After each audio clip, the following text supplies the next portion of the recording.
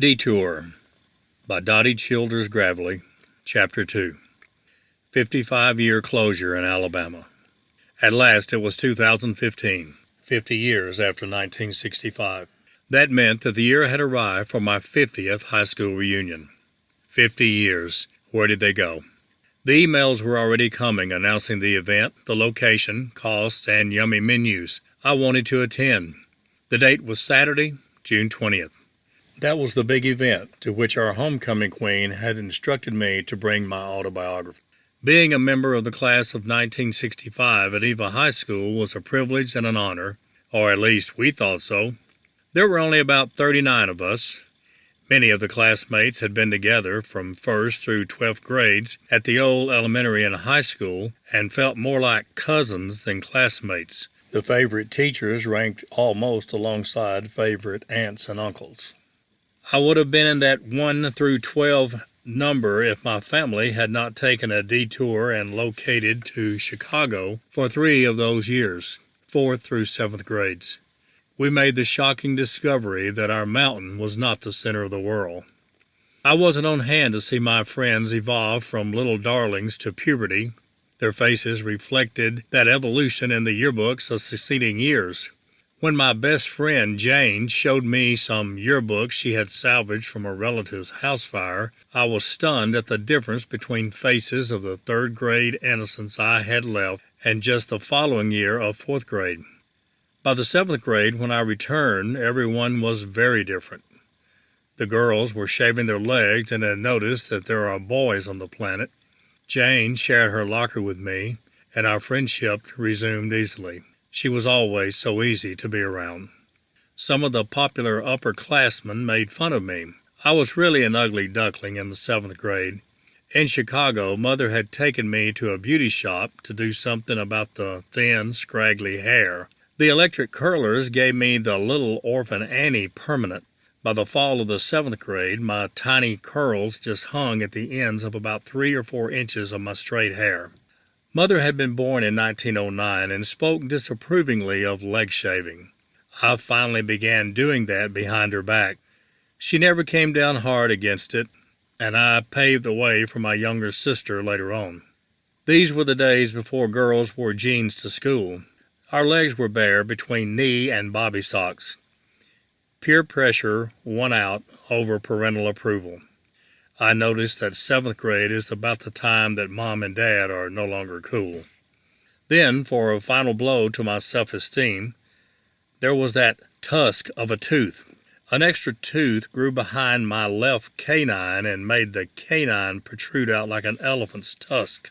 I did not like to smile or show my teeth. My ever-ally, Mother, took me to a dentist for the first time in my life at age 12 and got the extra tooth removed.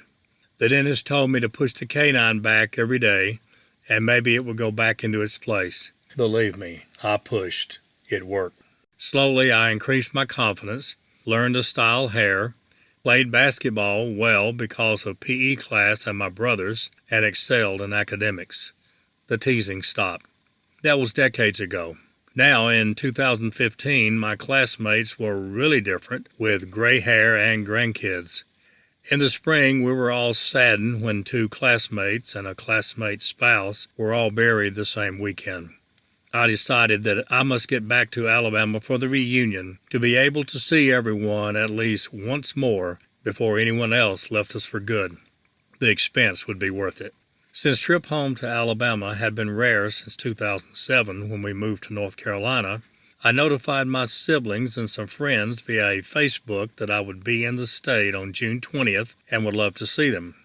Sharon and Louie's home in Auburn was closer to us than North Alabama, the reunion site. Alan and I traded off time at the wheel and drove to Auburn on Thursday. We noticed at the Alabama state line on Interstate 85 that a new sign had been adopted to welcome tourists and natives. As long as I can remember, the big green sign had read, "Welcome to Alabama the Beautiful." Now we saw "Sweet Home, Alabama." I wanted a photo of myself with that sign. I had not realized that I was homesick till then. Since we were planning another trip to Alabama in July, I made a mental note to have my camera ready for the next time we entered Bama country. Since Alan and I were listening to some books on CD from our local library, the trip seemed shorter. We had some history tapes, but the one that prepared us for the detour was one by Eric McTassis called Miracles.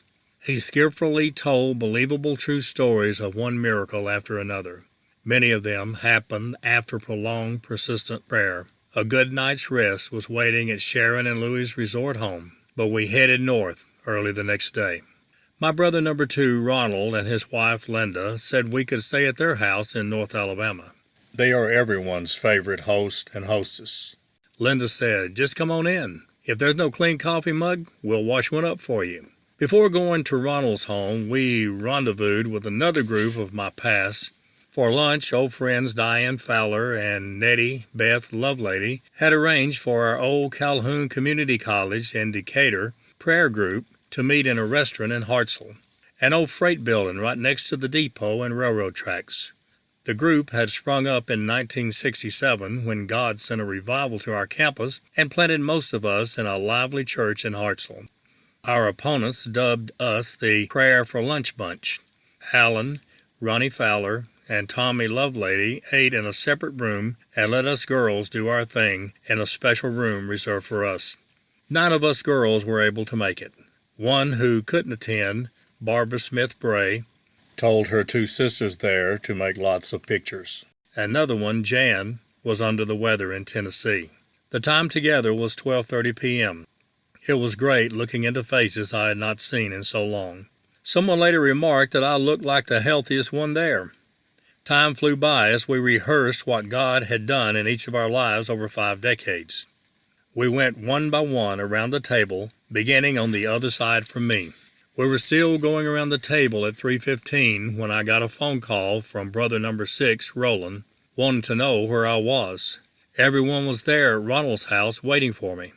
I had to tell my Calhoun girlfriends that I must get going, but they could read about my intervening life in my autobiography. Since some of them wanted to purchase some of the copies I had with me in the car, I delayed just a little bit longer to autograph them. I regretted I didn't get to share personally. The Mountain family was waiting for me. The Calhoun family stayed till after 4 p.m., I was told. We heard from each other how one had strengthened another's life in ways that we were not aware of. Heaven is going to be fun, seeing person after person with no time restraints. Roland was right. They were there waiting. His family had come from Tennessee. 2 local brothers, number 1 and number 3, Bobby and wife Nita and Ralph, and a cousin came by. The next day, Saturday, brother number 5, Rule, and his wife Jennifer came up from the valley to see me. My sister Judy was not there, but I planned to see her in October at her daughter's wedding. Our brother number 4, Royce, is waiting in heaven. Ronald and Linda's new house sits on the original site of the small 3-bedroom house that launched our parents' family. From an upstairs window at Ronald's, I could see the slopes and playhouse sites of my childhood. Ronald had even encircled the small corner of the old garden plot where my parents buried my little sister, born at 5 months gestation. The miscarriage happened at home, July 24, 1952. Because of working too hard, according to Mother, the ending of her short life saddened all of us, especially me. I had 6 brothers, no sisters. A passing neighbor took the baby and tried to get her to the hospital in time, 15 miles away. But en route, she lifted one arm to her face and then died. She looked like a miniature doll. Dad made a small wooden box for her coffin.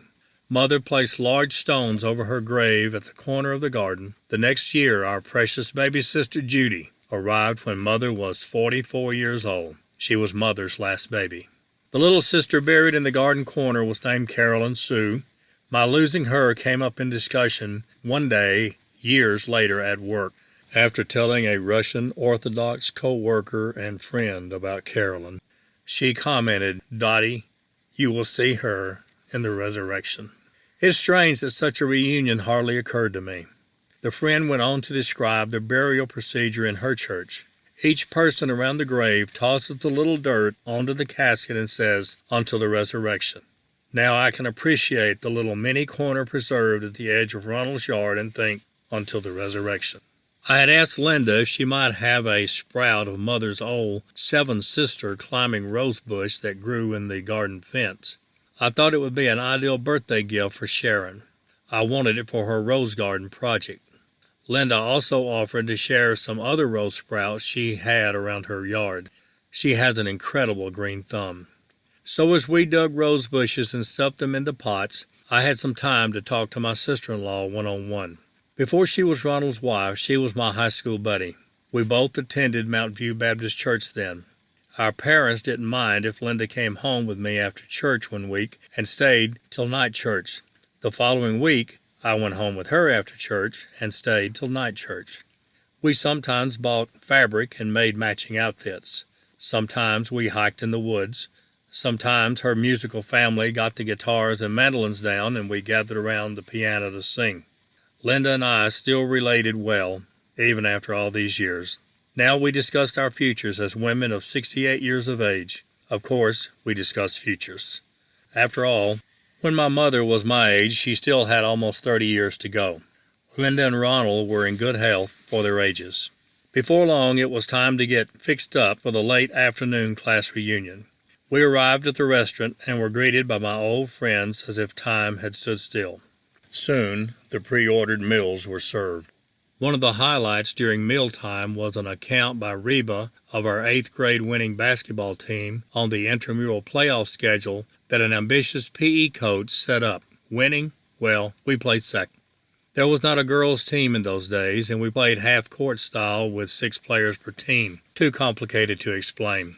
Reba asked all the girls who were on the original 8th grade team to stand as the names were called. I was a starting guard. The rules for girl basketball at that time were that the 3 guards could not shoot the ball, just pass it to the 3 forwards. I mentioned at the end of the account that it was Ann Neesmith's catapult shot that helped us reach the final round before losing to the seniors in that playoff. Ann spoke up and said, "I can still do it." She is now a great-grandmother. Ann, Reba, Ellen, Sharon's realtor in Auburn, and I went to college later in life. Girls got married sooner rather than later in those days of our youth, especially with Vietnam going on. College was not usually an option. They all balanced family and careers very well, usually family first. Some girls did attend a secretarial finishing school in Huntsville. Another treat during the meal was a brief visit from one of the workers at the restaurant. She was an old ex-A friend of Sharon's whose life was in transition, but was currently living across the street from the restaurant in Fairview, Alabama. We just happened to learn from an email that my reunion would be held at her restaurant. She was just getting off duty and stopped to say hello. Small world. After some photo shooting, our homecoming queen, Helen, asked me if I had brought my book as she suggested. She wanted to buy one. I did have some copies with me since we had placed them in a few bookstores along our way. Others who overheard us also wanted to buy copies. Several had seen it on Facebook's announcement. Before long, about 8 copies were sold. I had not planned that. I believe it bonded us more than ever. Jane told me later that reading it was like sitting down and talking to me. I left the area in 1975. The book filled in the blanks of what happened to Dottie. 4 days earlier, during my devotions, I had read Proverbs 25:27b and decided to be cautious about promoting my book unwisely. I didn't want to take advantage of the special occasion to push my book. The verse read, "Nor is it honorable to seek one's own honor." Since my friends requested the book, felt it would be all right. Alan and I left Fairview and wound our way through a maze of country roads to find our way back to Auburn. This time we decided not to use the interstate, but Highway 280 for a route back to Auburn. The highway grew in significance for us in days ahead. We would have only 1 day left with our wonderful daughter and her family. Her birthday was coming soon, so we celebrated early. With all the free roses, she decided to skip the trip to a nursery, but instead to buy a vinyl record for her new vinyl player Louie had given her. Since her favorite, The Sound of Music, was too expensive, she settled for a Johnny Cash album. Time is truly a precious commodity, and we didn't want to leave so soon. But Sharon had invited us to come back to her house for our family vacation just after July 4th. We really looked forward to that, but had no idea that the detour would happen then and there.